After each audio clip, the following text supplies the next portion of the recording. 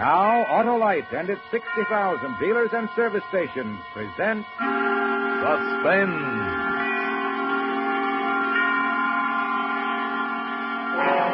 Tonight, Auto-Lite brings you Mr. Ralph Edwards in Ghost Hunt, a suspense play produced and directed by Anton M. Leader.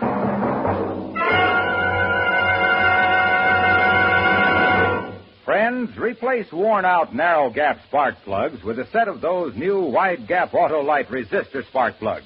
Your motor will idle smoother, give better performance on leaner gas mixtures, actually save gas. These winning benefits are all made possible by a newly developed Auto-Lite 10,000-ohm resistor, built right into every Auto-Lite resistor spark plug, making practical a wider spark gap setting, and that's what does the trick. What's more, Auto-Lite resistor spark plugs with this exclusive Auto-Lite resistor have greatly increased electrode life and cut down on radio and television interference. So, folks, see your Auto-Lite dealer and have him replace old, worn-out, narrow-gap spark plugs with a set of the new Auto-Lite resistor spark plugs. Remember, you're always right with Auto-Lite. And also remember, the Auto-Lite Suspense show is now on television. Every Tuesday night in many parts of the country. And now, Auto-Lite presents Ralph Edwards in a tale well calculated to keep you in suspense.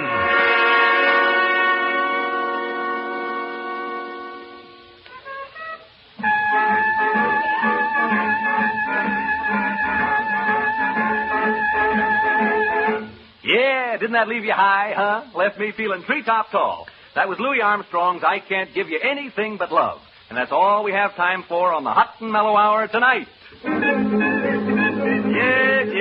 Yes, this is Smiley Smith, your favorite disc jockey. I hope booting the Hot and Mellow Hour home for this evening. I'll be back again tomorrow night, minus the music, but with a little surprise for you. Tomorrow night, Friday night, as you know, is stunt night here at station WXP, and have I got a stunt for you. Last week, if you remember, I planted my wire recorder in the steam room at a lady's Turkish bath and let you listen in on the playback, remember? Well, tonight, as soon as I leave the studio, do you know where I'm going?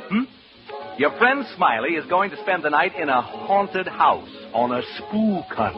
You heard me, a spook hunt in a haunted house.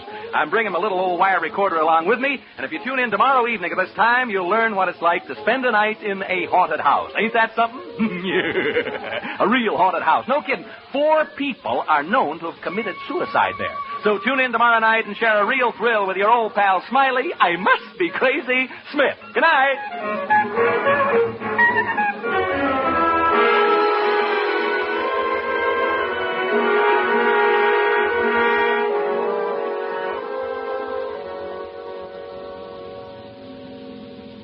Care for a cigar, Mr. Thorpe? I got some cigars in the dash there. No. Well, no reason for you to carry a chip on your shoulder, Mr. Thorpe. Oh, really? Well, I don't like this fool stunt. Well, I don't see it as a fool stunt at all. I really don't. I think it's the only way you're going to unload this house. Ordinary selling methods won't work in a case like this. Now, don't forget the reputation saddling this house. 4 suicides since 1939. You know what people call it, the death trap. Yes. It's a lot of nonsense. Sure, but try to convince people of that. Anyway, when this disc jockey offered me this chance to kill all the rumors about about the property, I just naturally jumped and took him up at it, especially since it don't cost a cent. You sure about that? I'm not liable for a penny. Not a cent. We're doing him a favor letting him use the place, he said. Thanked me for the chance last night when I drove him out here. So one hand washes the other, as the feller says. He got a chance to pull off a stunt, and the wire recording will prove the people the property's A number 1, and we increase the chance of selling the place. Well, as long as it doesn't cost me anything. Not a thing. He's using his own recorder, and I'm paying for the rental of a couple of walkie-talkies he hooked up to it. Well, what about this, Reed? Does he charge anything? He comes gratis, too. Dr. Reed is a psychic investigator. Belongs to a couple of societies that do nothing but hunt ghosts. He showed me articles he's written about it in the magazine. Well, here's the house. Yeah, looks real nice in the sunshine, don't it? Yeah, man, smell that sea breeze. You don't have to sell me. Well, let them know we're here. Yeah, probably asleep up all night and everything. Why don't they come out? You think they've gone? Well, I told them last night I'd pick them up around 11. Smith! Smith! Hey, Smiley! Dr. Reed! Yeah, fast asleep, I guess. We better go in and wake him up.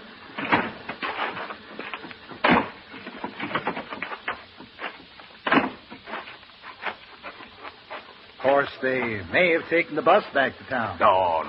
It's a 2-mile hike to the main highway.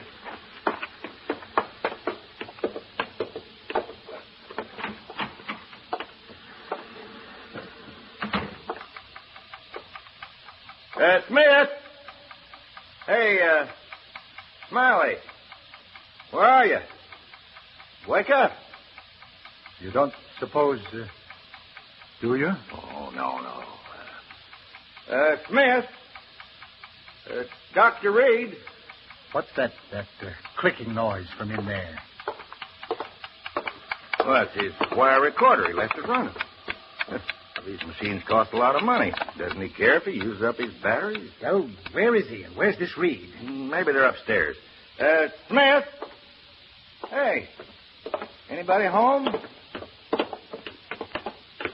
They must have walked to the highway and taken the bus. Well, you wouldn't have left these machines. Well, where are they then? Where are they? No, don't get excited, Mr. Thorpe. Don't tell me not to get excited. If something's happened to them in my house, I'm liable. Well, you try this side. I'll try that. All right. Smith. Hey, Smiley. Smith. Oh. McDonald, come here. So what? Oh, no. Reed. Dr. Reed.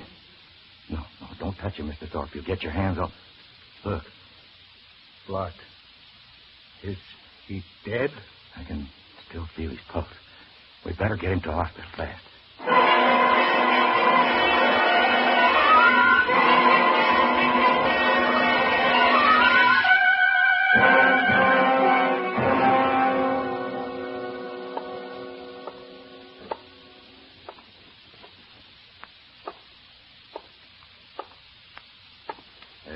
Care for a cigar, Mr. Thorpe? No, thanks. Oh, why not try to relax? The nurse said Reed would be all right as soon as he's had a blood transfusion. You told the radio station to be sure and call us as soon as they had any word about Smith? Yes, I told him. Why don't you sit down? No, I'm all at 6s and 7s. What do you suppose happened out there last night? We're going to know in just a second, just as soon as I can get this recorder set up. You don't suppose Smith and Reed got into a fight, do you? Yeah, there. Huh? A fight? I don't. Well, what's wrong? Won't it work? Yeah, it works. Take it easy. 1, 2, 3. Testing. 1, 2, 3. There. Testing. 1, 2, 3. All set, Dr. Reed? Miss McDonald, eh? Okay, here we go. This is Smiley Smith speaking. Smiley Smith, the ghost hunter. I don't know whether to hope this will turn out to be a success for the sake of the program or a failure for my own sake. Anyway, all the preparations have been made now, and it's up to the spooks. I better tell you where we are. Right now, we're standing on the lawn of a house about 12 miles above Malibu Beach. The ocean is 100 feet away, straight down.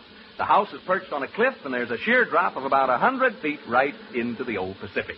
Maybe you can hear the surf pounding. I'll turn up the volume. You hear it? Now, I'm going to have you meet two gentlemen who are here with me. Incidentally, we're the only people around for miles and miles. First, I'd like you to meet Dr. Clarence Reed of the British and American Psychical Research Guilds. Dr. Reed is a famous investigator of psychic phenomena, and I'm very honored to be associated with him on this ghost hunt. He's smiling in an embarrassed sort of way. You're much too kind, Mr. Smith. Dr. Reed has conducted experiments in this field with such great believers in spiritualism as Oliver Lodge and Arthur Conan Doyle. He looks a bit like Santa Claus. He's short and stocky. You don't object, do you, Dr. Reed? No, indeed. And he has a magnificent white beard, a truly great beaver. Dr. Reed is so enthusiastic about ghost hunting that he got out of a sick bed this evening to be with us. Excuse me. My lungs. Mm-hmm. I was gassed in the First World War. Yeah. Anyway, Dr. Reed and I are here on the lawn looking at the house. Can't see much. It's around, 11 p.m. now. Seems to be a rambling sort of house, 2 stories high. Since it was built, there have been 4 suicides here. Is that right? That's right. Now, into the mic. Oh, yeah. 4 suicides since 1939. I better tell them who you are so they won't think you're a ghost. Standing with the doc and me is a real estate agent, Mr. Charles McDonald. He handles this property, and he can tell you a lot more about it than I can. Well, the house was built by a man named Marcus, Toby Marcus, an orange grower. Built the house as a wedding present for his wife. A month after they moved in, she took her own life. On the day of her funeral, he committed suicide the same way. There have been 2 other cases since then, and Did they all jump into the ocean? Yeah, all 4 of them, right over there. Yeah. The last one was actually seen doing it. About 3 years ago. He was seen running like all get out the edge of the cliff, and he was shouting and laughing and yelling as though there was people at his side running right along with him. You kidding? No, it's fact. He was laughing and yelling and running, and when he got to the edge, right over there, he jumped and never came above water. As good an argument against cold baths as ever I've heard. Since then, people just refuse to live in this house. Silly, I call it. Anyway, if you and Dr. Reed find any sign of a spook, I'll advise the owner to pull the house down and rebuild. But if you don't find anything, I'm hoping this will convince folks that here's a real buy. Okay, Mr. Smith, you and the doctor are on your own. I'll be by in the morning to pick you up around 11. Goodbye, Miss McDonald. I hope there's something left for you to pick up in the morning. Well, it's almost pitch black, folks, and I guess Dr. Reed and I ought to begin. I don't believe in ghosts, never have, but what I say is this. If you're dead set on looking for them, this is a dandy place to do it. So long! Mr. McDonald just checked out. And then there were 2. Well, 3. Oh, my dog, yeah. Folks, I have my dog, Jeff, with me. He's a wire-haired terrier, 3 years of age, and he can talk. Yeah, say hello, Jeff. Come on, Jeff, say hello. Come on. Well, anyway, he's a wire-haired terrier, and he's 3 years old. Shall we go inside now, Dr. Reed? I was about to suggest it.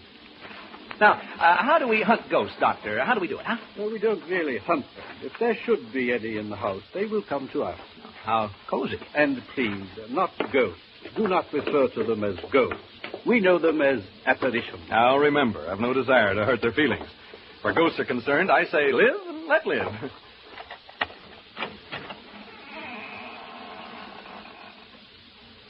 Well, we've opened the front door now. Maybe you heard the hinge squeak a little. Now we're standing here looking in. Can't see much. Smells sort of musty and damp. What's the matter, Jeff? What's the matter, boy? Jeff. Oh, come on now, come on. My dog seems to object to entering this house. He has all 4 feet braced, and he's straining against the leash. Perhaps he senses something we don't. Like apparitions, maybe? Perhaps. It's not unusual. Animals lack the veneer of sophistication we humans possess, and are more sensitive to such emanations. Yeah, come on, Jeff. Now, stop this nonsense. He probably smells a mouse or rat or something. Come on, Jeff. We're going in whether you like it or not. Well, there's a short entrance hall, and over there at the end of it is a flight of stairs leading to the 2nd floor. Jeff! And over here at the left is what seems to be a large reception room. We're entering this large room now. There are windows over there, French windows, and through them I can see the ocean. The electricity hasn't been turned on, so all I have to see by is a flashlight. Not a very powerful one at that. Dr. Reed is now adjusting his walkie-talkie. It's hooked up to my recorder so that he can cut in while he's hunting and tell us what he's found. Here's a few words from Doc before he sets forth on his investigation through the house. Ladies and gentlemen, excuse me. Mr. Smith has introduced me as a ghost hunter. He spoke, I think, in a spirit of skepticism and levity. I'd like to assure you all that my purposes here are serious. I have spent my entire life seeking reliable proof of the appearances of apparitions. Have you ever seen any? Ever? I have seen phenomena which lead me to believe in the possibility of their existence, although I have never seen any. I account myself sensitive to the evidence of their existence. This house, for example, affects me profoundly. It doesn't seem to affect you in the same way. I'm not too happy about all this, if that's what you mean. You are not psychic, and therefore not sensitive to these matters as I am. I imagine the question in the minds of those of you listening to us is, shall we find apparitions? I don't know. But I feel they are here and that they are evil. I sense danger. I shall soon know. Dr. Reed's leaving the room now to make a tour of the house. First thing I'm going to do is open the windows and let some fresh air in. It feels better already. Cooler anyway. I know that. Oh, a bat just flew into the room. I think it's a bat, not a bird. I didn't actually see it, just its shadow as it fanned my face. There it is again. It touched me as it passed. Jeff, come back here. Jeff, you fool dog. Come back here. Dr. Reed. Dr. Reed. Dr. Reed!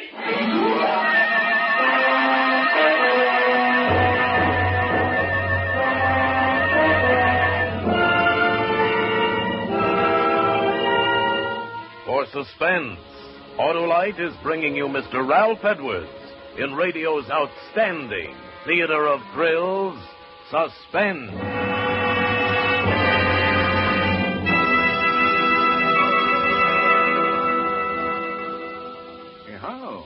Hello, snap out of it. Huh? I'm reading a letter about the new wide gap Auto-Lite resistor spark plugs, Hap. Oh? It's from Mrs. Clark Perry right here in Hollywood. She says our 1948 station wagon has given constant trouble. Finally, the garage man said all the difficulty was spark plugs, and he installed a set of Auto-Lite resistor spark plugs. Now the car runs beautifully. The very first time my husband has been really pleased. Well, smart garage man. Smart people to take his advice. Hap, you know, as more and more people learn about wide gap Auto-Lite resistor spark plugs and how they make an engine idle smoother, give better performance on leaner gas mixtures, actually save on gas, why then more people will replace old, worn-out, narrow gap spark plugs with sensational new wide gap Auto-Lite resistor spark plugs. Any more letters like that, Harlow? Plenty, Hap, plenty. Why, here's another one from New York City. Read it to me later, Harlow. We haven't time because here's Suspense. And now, Auto-Lite brings back to our Hollywood soundstage Ralph Edwards as Smiley Smith in Ghost Hunt, a tale well calculated to keep you in suspense.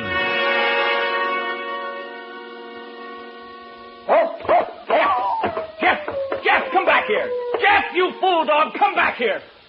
Dr. Reed. Dr. Reed. Dr. Reed! Reed speaking. What is it, Smith? Jeff has run off. My dog, he jumped through the window and ran off. Oh, so? I told you he said something about this house, didn't I?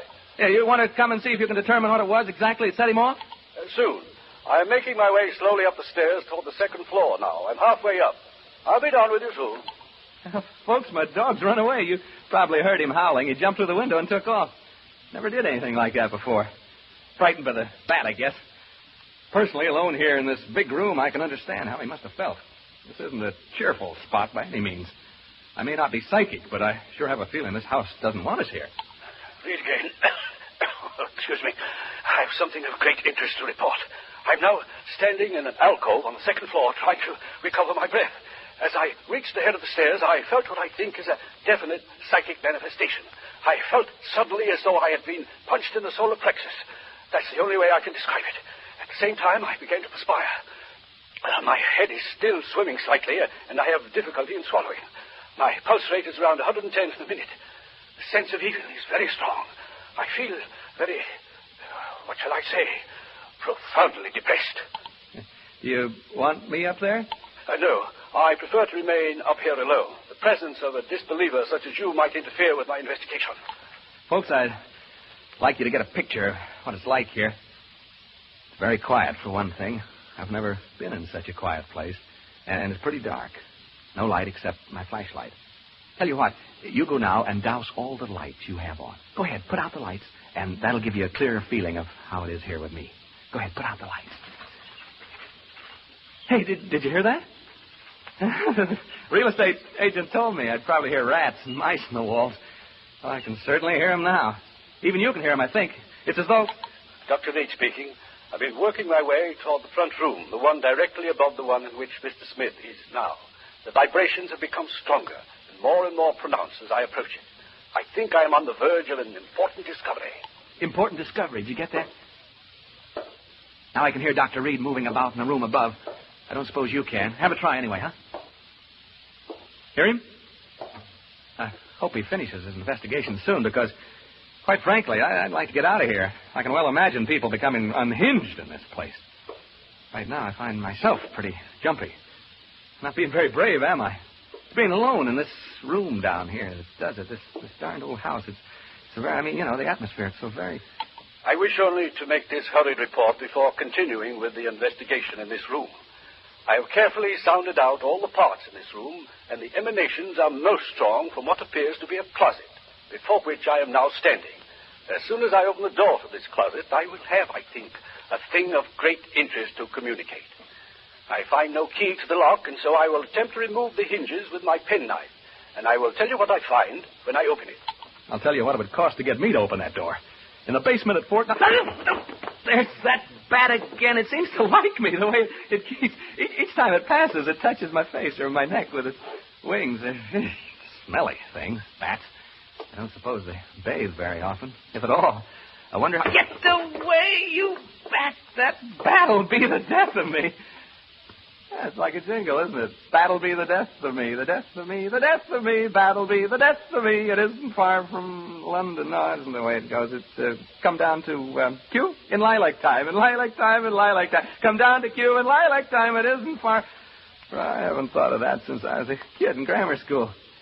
Gee, I had a lonely childhood when you come right down to it. I mean, that's my affair, isn't it? Yes, it is. It certainly is. I have succeeded in removing the hinges to the door, and I find inside it is not a closet, but much larger. It is, I think, a dressing room. I have not yet been inside, but I am about to enter. What was I talking about? Bats. Well, the bat flying back and forth in this room. Did you hear that? Did you hear it?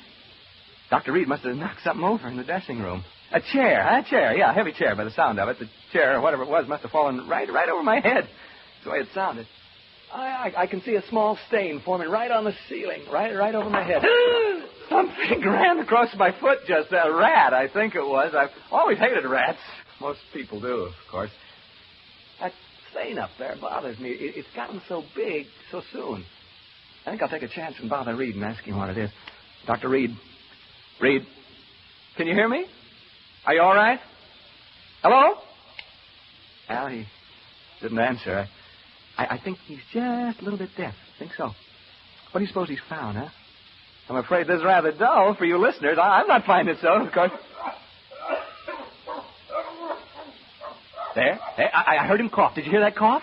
Hope he's all right. He got out of a sick bed to come here this evening, you know. He was gassed in the First World War, and this place is beginning to get on my nerves a wee bit. Just a teensy-weensy bit. Reed, speaking. Hello? He switched off.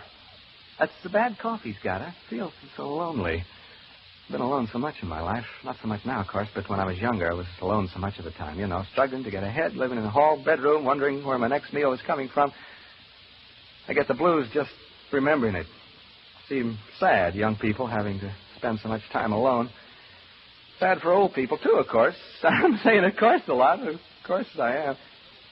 Hey, that stain on the ceiling, it's grown amazingly. It's actually beginning to drip. I mean, form bubbles. They'll start dropping soon. Colored bubbles, they seem to be. Odd-shaped stain, like a body lying on its back with its arms stretched out. It's cheerful. Oh. I'll certainly advise Mr. McDonald to have this place pulled down.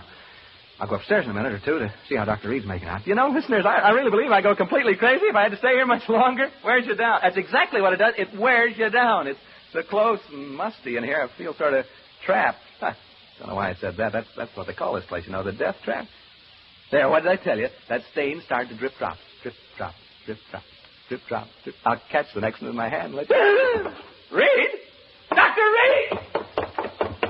I'm going upstairs now, listeners. I'm afraid something has happened to Dr. Reed. I'm not kidding now. I mean, this is on the level. Which room could it be now? Right? Left? No, right. This is it, I think. Oh, evening, gentlemen. And madam? I'm so glad to see you. I was just aching to see somebody. Anybody. I've been so lonely down there. What have you done with the doctor, huh? I know he's been hurt. See the color of the bubble on my hand? What have you done with him? Make way, please, gentlemen. Make way. Well, this isn't the funniest darn thing. This can't be Dr. Reed lying here. He didn't have a red beard. Now, don't crowd me, gentlemen. Don't crowd me, please. Huh? You want me to go where with you? You want me to do what? Speak up, gentlemen. To the cliffs. Down to the cliffs? You mean right now? Well, all right, if you'll come with me. I don't want to be alone anymore. You will come with me? All of you? All four of you? You too, ma'am? Oh, good. Come on, then. To the cliff. To the cliff. To the cliff. To the... He jumped over the cliff. He jumped over the cliff. MacDonald, he jumped over... Mr. McDonald, Mr. Thorpe, you may come in to see Dr. Reed now. What? Uh-huh. Dr. Reed is conscious. You may see him now. Is he able to talk? Just for a few minutes. In here. Come in. Come in, gentlemen. How are you, Dr. Reed? We've been waiting to see you. Yes, and I must apologize, gentlemen. I had a most unfortunate accident. Hemorrhage. Hemorrhage? Yes. My lungs, you know. Now, gentlemen. Hemorrhage? Dr. Reed, what happened in that house? What happened to Smith? We've just been listening to a playback of the recordings you made out there. Smith? Well, isn't he with you? We've just heard the recording, Dr. Reed. Smith jumped over the cliff. Into the ocean. Oh, that poor boy. Dr. Reed, will you please tell us what happened? From what we heard on the recording, there were ghosts in that house. Ghosts? I didn't see any ghosts. But Smith, what about him? If he went over the cliff, it was fear that drove him over. Gentlemen, I didn't see any ghosts. As for that unfortunate young man, who can say now what he saw or thought he saw?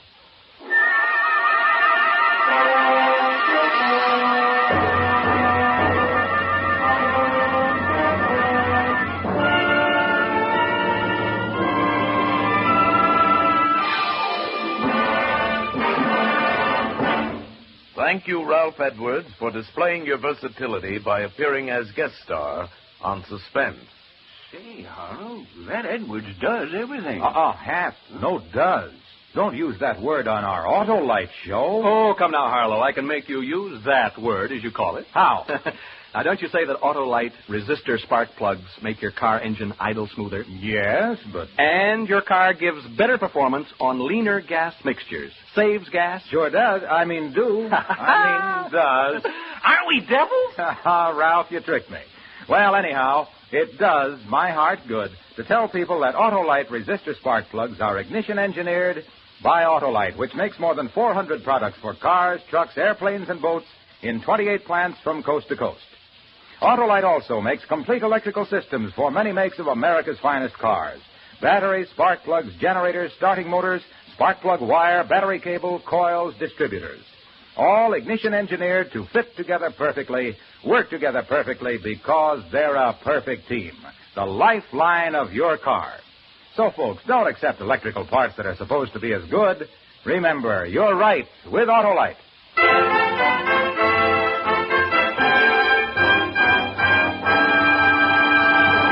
And now here again is Ralph Edwards. I want to thank Tony Leader and his great cast of actors for helping to make my appearance on Suspense a very pleasant consequence.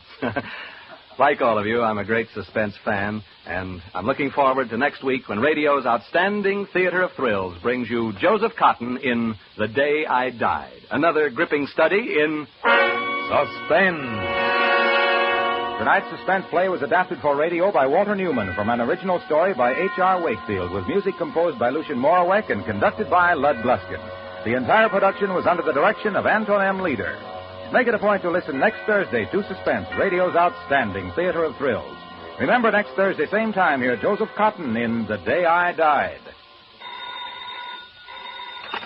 You can buy Auto-Lite resistor spark plugs, Auto-Lite stay-full batteries, Auto-Lite electrical parts at your neighborhood Auto-Lite dealers. Switch to Auto-Lite. Good night. This is CBS, the Columbia Broadcasting System.